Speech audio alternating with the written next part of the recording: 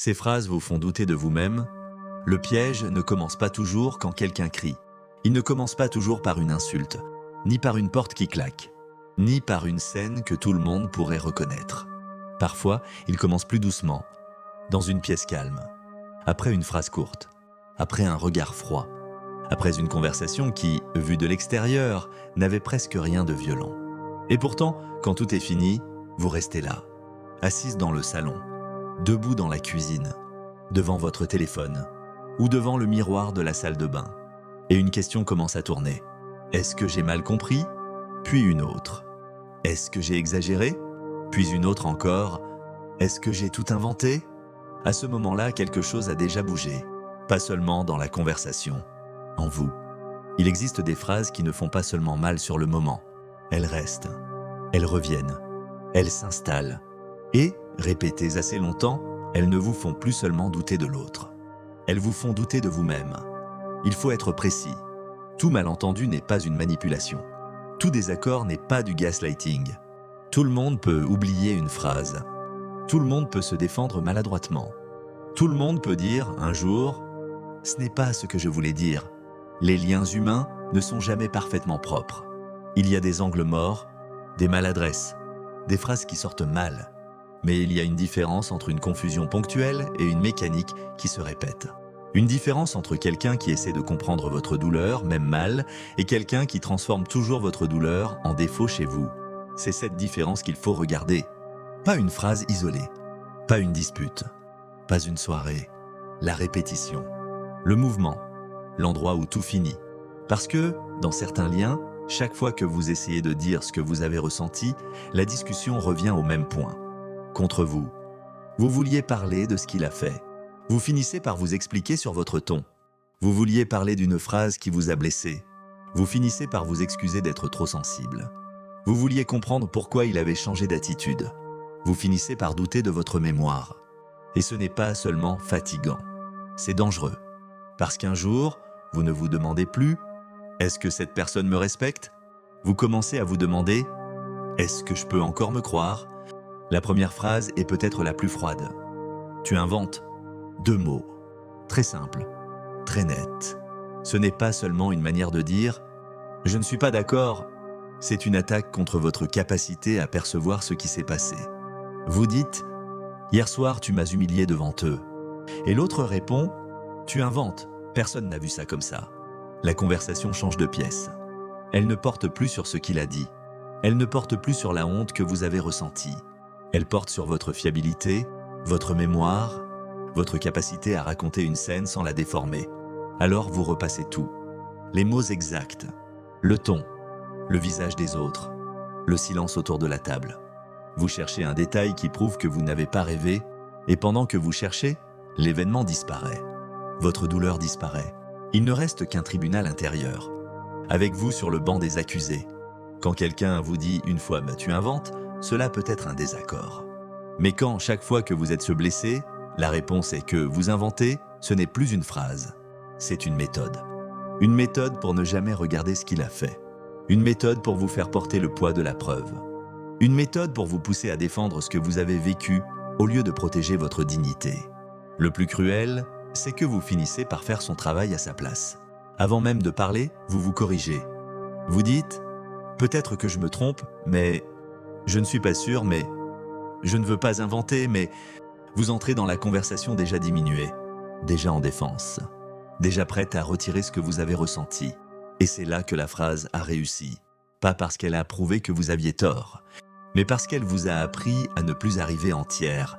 La deuxième phrase est plus discrète. Tu exagères. Elle paraît presque normale. On l'entend partout. Dans un couple, dans une famille, au travail. Cette phrase ne nie pas toujours ce qui s'est passé. Elle fait autre chose. Elle réduit, elle prend quelque chose qui vous a blessé et elle le rend petit. Trop petit pour être pris au sérieux. Trop petit pour mériter une vraie discussion. Trop petit pour justifier votre réaction. Vous dites « Ce que tu as dit m'a fait mal ». Et l'autre répond « Tu exagères, c'était juste une blague ». Regardez le déplacement. Le problème n'est plus la phrase. Le problème n'est plus l'humiliation. Le problème devient votre réaction. Votre manque d'humour, votre fragilité, votre tendance à faire une histoire de rien. Si cela arrive une fois, vous pouvez encore parler. Mais si cela revient sans cesse, vous apprenez une leçon silencieuse. Votre douleur doit être validée par l'autre pour exister. Si l'autre dit que ce n'est pas grave, alors vous devez avoir honte d'avoir été blessé. Vous commencez à mesurer vos émotions avec la règle de quelqu'un qui ne veut pas les voir. Et ça vous abîme. Parce que vous ne vous demandez plus seulement « Est-ce qu'il a été dur ?» Vous vous demandez « Est-ce que j'ai le droit d'être blessé ?» C'est là que cette phrase devient dangereuse. Elle n'est pas spectaculaire. Elle est banale. Elle passe presque inaperçue. Mais répétée assez souvent, elle vous oblige à vous méfier de vos propres réactions. Vous ne dites plus « ça m'a fait mal » sans préparer une défense. Vous ne pleurez plus librement. Vous justifiez chaque émotion, comme si chaque larme devait passer un examen. Comme si chaque malaise devait être raisonnable, propre, mesuré. Mais une douleur n'a pas besoin d'être parfaite pour être réelle. Et quelqu'un qui vous respecte peut ne pas comprendre tout de suite.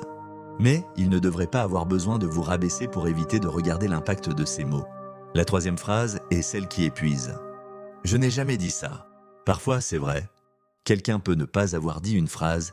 Vous pouvez avoir mal entendu, vous pouvez avoir interprété, vous pouvez mélanger deux souvenirs. Encore une fois, ce n'est pas la phrase seule qui compte, c'est ce qui se passe autour. Quand deux personnes se respectent encore, elles peuvent ne pas se souvenir pareil et essayer de reconstruire.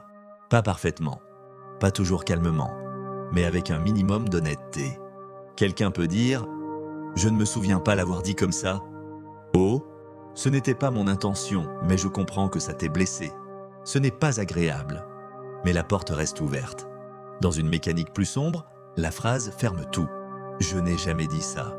Point. » Puis souvent, « Tu as compris ce que tu voulais comprendre. Tu déformes toujours tout. Tu me fais passer pour quelqu'un que je ne suis pas. » Là, vous n'êtes plus dans un désaccord.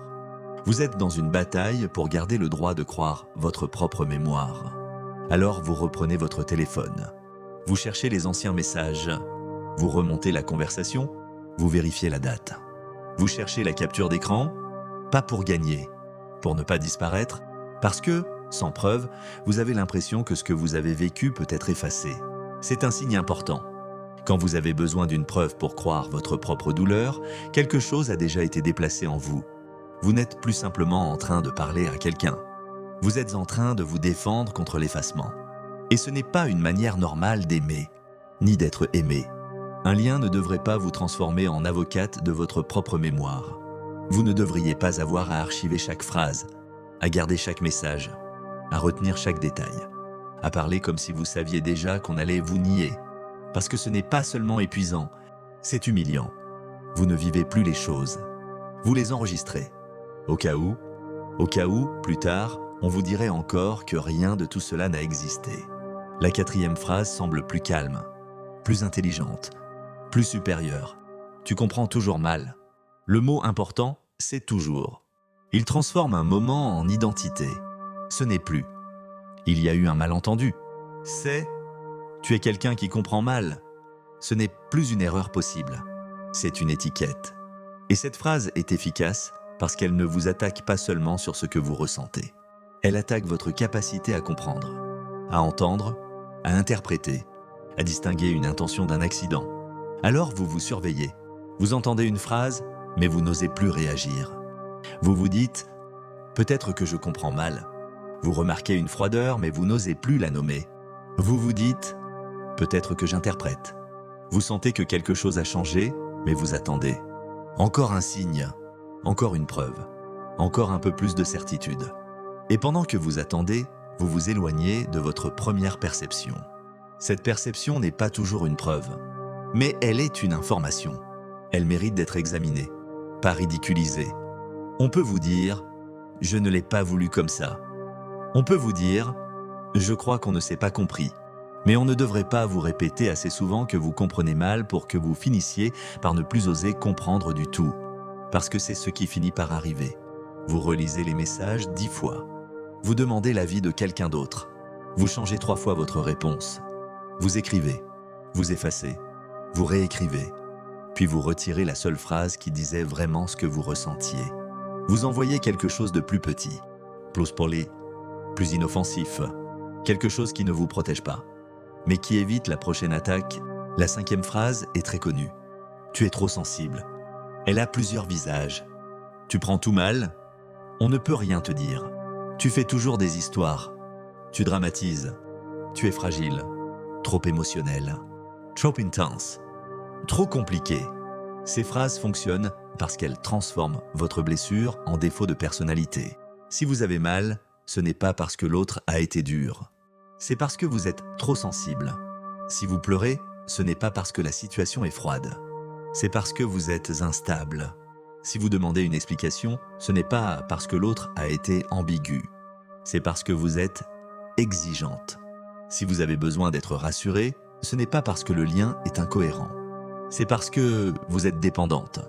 La question n'est plus « et qu'est-ce qui s'est passé entre nous ?» Elle devient « qu'est-ce qui ne va pas chez vous ?» Et c'est comme ça que vous commencez à travailler sur vous-même pour supporter ce qui vous abîme. Vous essayez d'être plus calme, de parler mieux, de demander moins, de ne pas déranger, de devenir une version de vous-même qui ne réagit plus. Mais parfois, le problème n'est pas que vous ressentez trop. Parfois, le problème est que vous êtes exposé à quelqu'un qui refuse de regarder ce qu'il provoque. Il y a une différence entre être sensible et être continuellement blessé par le même comportement. Une différence entre avoir des insécurités et vivre auprès de quelqu'un qui les nourrit tous les jours. Une différence entre travailler sur soi et devenir silencieuse pour être tolérée. Votre sensibilité n'est pas automatiquement le problème. Elle peut aussi être l'endroit où votre corps dit « quelque chose ici n'est pas sain ». Le plus difficile avec ces phrases, c'est qu'elles sont ordinaires. Tu inventes, tu exagères. Je n'ai jamais dit ça. Tu comprends toujours mal. Tu es trop sensible. Beaucoup de gens les disent. C'est pour cela qu'il faut regarder plus loin que les mots. Une personne peut dire maladroitement « tu exagères » et ensuite écouter. Une personne peut ne pas se souvenir d'une phrase et rester ouverte. Une personne peut ne pas comprendre votre réaction et chercher avec vous. Mais dans une mécanique de contrôle, ces phrases ne servent pas à clarifier. Elles servent à fermer. Elles ne servent pas à comprendre. Elles servent à déplacer la faute. Elles ne vous rapprochent pas de ce qui s'est passé. Elles vous éloignent de vous-même. Regardez l'après. C'est souvent là que la vérité apparaît. Après une conversation honnête, même difficile, vous pouvez être triste. Vous pouvez être secoué. Vous pouvez rester en désaccord. Mais quelque chose est plus clair. Vous savez mieux ce que l'autre pense. Vous savez mieux ce que vous ressentez. Vous avez mal peut-être, mais vous n'êtes pas perdu. Après une conversation qui vous retourne contre vous-même, c'est différent. Vous êtes plus confus qu'avant. Vous ne savez plus quel était le sujet de départ. Vous vouliez parler d'une phrase. Vous finissez par vous demander si vous êtes trop compliqué. Vous avez envie de vous excuser sans savoir exactement de quoi. Vous êtes vidé, comme si une partie de vous avait été utilisée contre vous. C'est cela qu'il faut écouter. Pas seulement la phrase, l'effet répété, la direction, le résultat. Est-ce que cette personne vous aide à voir plus clair, même quand elle n'est pas d'accord? Ou est-ce que, après chaque échange, vous avez moins confiance en vous qu'avant? Parfois, vous n'avez pas besoin de prouver que l'autre vous manipule. Vous avez seulement besoin de constater ce que ce lien produit en vous. Est-ce que vous vous sentez plus stable? Ou plus inquiète? Plus libre? Ou plus petite? Plus capable de parler? Ou plus occupée à choisir chaque mot? Plus proche de vous-même? Ou plus dépendante de la version que l'autre accepte de valider? Le mécanisme est souvent le même. Vous voyez quelque chose, une phrase, un changement de ton, une promesse oubliée, une humiliation légère, un mensonge discret. Vous essayez d'en parler, l'autre nie. Alors vous expliquez, il minimise. Alors vous donnez plus de détails, il dit que vous déformez. Alors vous cherchez des preuves. Il dit que vous êtes obsédé. Alors vous vous excusez d'insister. Et à la fin, vous ne parlez plus de ce qu'il a fait. Vous parlez de votre manière d'en parler. La conversation a quitté le fait. Elle a quitté la blessure. Elle a quitté le comportement. Elle s'est installée dans votre personnalité, votre ton, votre mémoire, votre fragilité, votre manière de comprendre. Et tant que vous restez là, l'autre n'a plus besoin de répondre de ce qu'il a fait. Vous êtes trop occupé à vous défendre d'être vous. C'est pour cela que certaines personnes ne cherchent même pas à gagner la vérité. Elles cherchent à vous fatiguer, à vous rendre incertaine, à vous faire parler longtemps, à vous faire perdre le fil, à vous pousser jusqu'au moment où vous dites « D'accord, laisse tomber ». Et quand vous laissez tomber, elles appellent cela la paix. Mais ce n'est pas la paix. c'est votre épuisement. Il y a des signes que vous êtes peut-être déjà entré dans cette mécanique. Vous préparez longtemps une phrase simple, vous savez ce que vous voulez dire, mais vous cherchez une version qui ne provoquera pas de froideur. Vous écrivez un message, vous l'effacez. Vous le rendez plus doux, puis encore plus doux, puis tellement doux qu'il ne dit presque plus rien. Vous gardez des captures d'écran, non pas pour attaquer, mais pour ne pas devenir folle. Vous racontez la scène à une amie, mais vous ne cherchez pas seulement du soutien. Vous cherchez une confirmation. Vous demandez « Je suis excessive. J'ai mal compris. Tu trouves que c'est grave, toi ?» Vous avez besoin que quelqu'un d'extérieur vous rende vos propres repères. Vous vous excusez souvent à la fin des conversations, même quand vous aviez commencé avec une blessure réelle. Vous dites « Pardon, je ne voulais pas faire d'histoire. Pardon, je suis fatigué. Pardon, j'ai peut-être mal pris. » Certaines excuses peuvent être sincères. Mais si vous vous excusez toujours pour la douleur que l'autre refuse d'entendre, quelque chose est en train de se retourner contre vous. Un autre signe, vous ne faites plus confiance à votre première réaction. Vous sentez un malaise, puis vous l'éteignez immédiatement. Vous pensez « Non, je ne dois pas réagir trop vite. » Puis « Non, je ne dois pas être parano. » Puis « Non, je ne dois pas encore créer un problème. » Alors vous gardez tout, vous attendez, vous observez. Vous devenez calme en apparence, mais à l'intérieur, vous disparaissez. Ce n'est pas du calme, c'est de l'autocensure. Et l'autocensure, dans l'intimité, finit par ressembler à une prison très silencieuse. Il faut aussi regarder votre corps. Parfois, avant même que votre tête comprenne, votre corps sait. Votre poitrine se serre quand vous voyez son nom sur l'écran. Votre ventre se noue avant une discussion. Votre respiration change quand il dit « On peut parler ?» Vous avez peur d'un point à la fin d'une phrase, peur d'un « ok », peur d'un silence, peur d'un ton neutre. Ce ne sont pas des preuves, seules, mais ce sont des signaux. Et si en plus, chaque conversation vous ramène à l'idée que vous inventez, que vous exagérez, que vous comprenez mal, que vous êtes trop sensible, alors il faut arrêter de regarder seulement la dernière dispute. Il faut regarder le climat, la répétition, la façon dont vous avez changé. Parce que le signe le plus triste n'est pas toujours ce que l'autre dit. Parfois, c'est ce que vous avez cessé de dire. Les questions que vous ne posez plus. Les limites que vous n'osez plus nommer. Les douleurs que vous gardez pour vous. Les phrases que vous commencez par « ce n'est pas grave », alors que c'est grave. Mais vous avez appris que si vous dites que c'est grave, on vous fera payer cette phrase. Alors vous l'avalez, encore une fois, et vous appelez cela de la maturité. Mais ce n'est pas toujours de la maturité.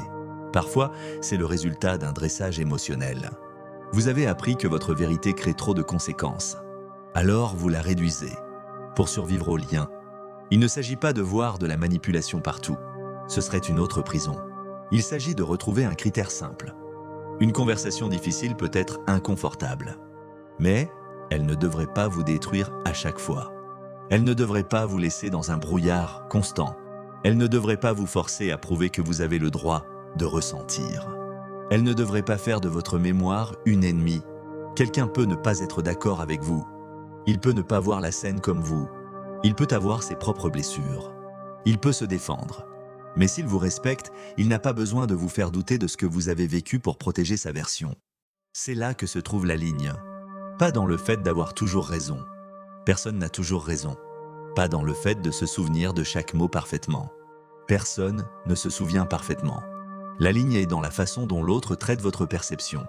Est-ce qu'il la questionne avec respect? Ou est-ce qu'il la détruit pour ne pas répondre? Est-ce qu'il veut comprendre ce que vous avez vécu? Ou est-ce qu'il veut seulement gagner assez vite pour que vous vous taisiez? Est-ce qu'il y a de la place pour deux versions? Ou seulement pour la sienne? Vous pouvez vous tromper sur un détail, et quand même avoir raison sur le climat. Vous pouvez ne pas vous souvenir du mot exact, et quand même avoir senti une humiliation réelle. Vous pouvez avoir été maladroite dans votre manière de parler, et quand même avoir touché quelque chose de vrai. C'est important, parce que les personnes qui vous font douter de vous-même vous poussent souvent à croire que, si votre récit n'est pas parfait, alors votre douleur ne vaut rien. Mais ce n'est pas vrai. Vous n'avez pas besoin d'être une caméra. Vous êtes un être humain. Votre mémoire peut être imparfaite. Votre émotion peut être forte. Votre formulation peut être maladroite. Cela ne donne à personne le droit d'utiliser vos imperfections pour effacer le fond du problème. Alors, que faire quand vous reconnaissez cette mécanique? D'abord, ne vous précipitez pas à convaincre l'autre. C'est souvent le piège. Vous vous dites « si je trouve les bons mots, il comprendra. Si je suis plus calme, il écoutera. Si je montre la preuve, il arrêtera de nier. » Parfois, avec quelqu'un de simplement maladroit, cela peut marcher. Mais avec quelqu'un qui utilise la confusion comme pouvoir, plus vous apportez de preuves, plus il trouve une autre sortie. Vous montrez un message. Il dit que vous sortez la phrase de son contexte. Vous rappelez une scène. Il dit que vous êtes obsédé. Vous expliquez votre douleur. Il dit que vous cherchez toujours un problème. Et vous voilà encore plus fatigué, encore plus loin du point de départ. Alors la première chose à faire n'est pas forcément de parler plus, c'est de garder un fil. Pour vous, pas pour préparer une attaque. Pour ne pas perdre vos propres repères, notez simplement ce qui s'est passé. La date, la phrase, votre ressenti, sa réponse. Et surtout, comment la conversation s'est terminée. Est-ce que vous avez été entendu? Ou est-ce que vous avez fini par vous excuser? Est-ce que quelque chose est devenu plus clair? Ou est-ce que vous êtes sorti plus confuse? Avec le temps, vous ne verrez peut-être pas seulement des événements. Vous verrez une structure, et voir la structure, parfois, suffit déjà à reprendre un peu d'air. Cherchez aussi un point d'appui extérieur. Pas une foule, pas un tribunal, une personne stable, quelqu'un qui ne nourrit pas le drame, quelqu'un qui peut écouter sans vous pousser à réagir trop vite, quelqu'un qui peut dire « là, ce que tu décris se répète » ou « là, tu es en train de t'excuser pour avoir été blessé ». Quand vos repères ont été attaqués longtemps, vous avez parfois besoin d'un miroir calme. Pas pour qu'on pense à votre place, mais pour ne pas rester seul dans le brouillard. Et surtout, observez vos propres phrases. Si vous commencez toujours par « je suis désolé, mais… je sais que je suis trop sensible, mais… je ne veux pas faire d'histoire, mais… peut-être que j'invente, mais… » arrêtez-vous. Demandez-vous « qui m'a appris à commencer comme ça? Depuis quand ma vérité doit-elle s'excuser avant d'exister ?» Cette question peut faire mal, mais elle peut aussi vous rendre une place, une ligne, une voix. Vous n'avez pas besoin de devenir dur, vous n'avez pas besoin de devenir froide, vous n'avez pas besoin d'attaquer avant d'être attaqué. Ce n'est pas le but. Le but est plus simple, ne pas laisser quelqu'un vous convaincre que ce que vous avez vécu n'existe que lorsqu'il l'autorise. Ne pas laisser chaque conversation finir par vous réduire. Ne pas confondre la paix avec le moment où vous avez cessé de parler. Parce que vous pouvez aimer quelqu'un, vous pouvez comprendre ses blessures, vous pouvez reconnaître vos erreurs, vous pouvez travailler sur vous, mais vous ne pouvez pas construire quelque chose de vivant avec quelqu'un qui a besoin que vous doutiez de vous-même pour se sentir innocent. Une personne qui vous aime peut vous contredire, elle peut vous dire « je ne l'ai pas vécu comme ça ». Elle peut vous dire « je ne suis pas d'accord ». Elle peut même vous dire « là tu m'as mal compris ». Mais elle ne devrait pas vous laisser, encore et encore, dans un état où vous ne savez plus si vous avez le droit de croire ce que vous avez vécu. Elle ne devrait pas vous faire sentir folle parce que vous avez une mémoire, dramatique parce que vous avez une douleur, trop sensible parce que vous avez une limite, compliqué parce que vous demandez de la clarté. Le problème n'est pas qu'une personne ne voit pas toujours les choses comme vous. Le problème commence quand elle a besoin d'effacer votre version pour que la sienne survive. Peut-être que ce soir, vous repenserez à certaines phrases, pas pour vous faire peur, pas pour coller une étiquette à quelqu'un, mais pour regarder plus froidement. Vous vous demanderez, est-ce que cette phrase était isolée? Ou est-ce qu'elle revient chaque fois que je parle de ce qui me fait mal? Est-ce que cette personne cherche à comprendre? Ou est-ce qu'elle cherche seulement à me faire douter? Est-ce que je sors de nos discussions plus claires ou plus perdues? Ces questions ne sont pas confortables, mais elles sont propres. Parce qu'elles ne demandent plus « est-ce que j'ai tout inventé ?» Elles demandent autre chose, quelque chose de plus froid. Pourquoi est-ce que je dois prouver ce que j'ai vécu à quelqu'un qui prétend m'aimer? Cette question ne fait pas de bruit. Elle ne claque pas une porte. Elle ne crie pas. Mais elle coupe quelque chose. Elle coupe le fil invisible qui vous ramenait toujours au même endroit, sur le banc des accusés. À partir de là, vous pouvez encore avoir peur. Vous pouvez encore douter. Vous pouvez encore aimer. Mais vous ne regardez plus la scène de la même manière. Vous voyez le geste, la phrase, le silence, le déplacement. Vous voyez comment tout revenait toujours vers vous. Votre ton, votre mémoire, votre sensibilité, votre faute. Et quand vous voyez cela, même sans partir tout de suite, même sans savoir encore quoi faire, une partie de vous cesse déjà d'obéir. C'est peu, mais c'est réel. La manipulation perd quelque chose le jour où vous arrêtez de lui prêter votre propre voix contre vous. Alors non, vous n'avez peut-être pas tout inventé. Vous avez peut-être seulement passé trop de temps avec quelqu'un qui avait besoin que vous le croyiez. Et maintenant que vous l'avez vu, il sera plus difficile de ne plus le voir.